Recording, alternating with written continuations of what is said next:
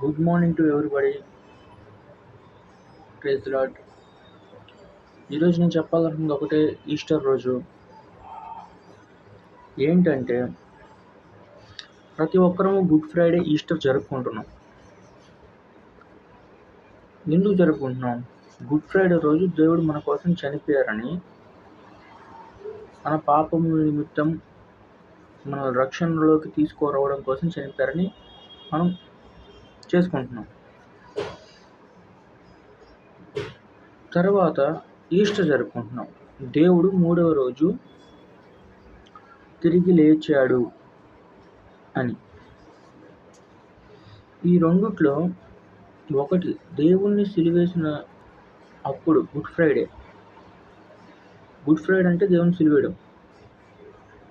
Good ఫ్రైడేకి ఒక్కసారి ఊహించుకోండి, మీ ఇంటిలో మీరు బాగా ప్రేమించే వాళ్ళని, అది అబ్బాయి అయితే అమ్మాయి కావచ్చు, అమ్మాయి అయితే అబ్బాయి కావచ్చు, లేదా అమ్మ నాన్న కావచ్చు, ఎవరైనా కావచ్చు. మీరు చేసిన పాపాలకి వాళ్ళు అలా కొట్టించుకొని, ముళ్ళ కిరీటం పెట్టించుకొని, తర్వాత సిలువ వేయబడి బల్లెంతో పొడిచి మీకు శిక్ష పడకుండా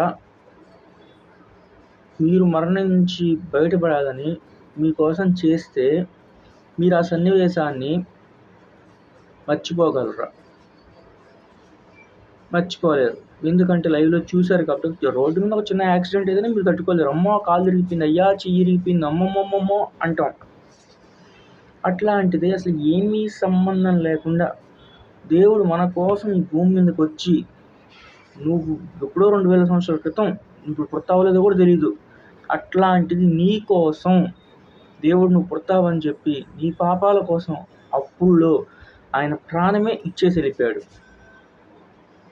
దాన్ని ఒకసారి ఊహించుకుంటే మీకు అర్థమవుద్ది.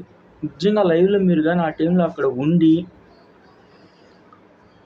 ఆ అనుభవించిన పరిస్థితిలో మీరు ఫీల్ అయితే మీకు తెలుస్తుంది. ఇంకా చెప్పాలంటే రోడ్డు మీద కొన్ని హత్యలు జరుగుతుంటాయి.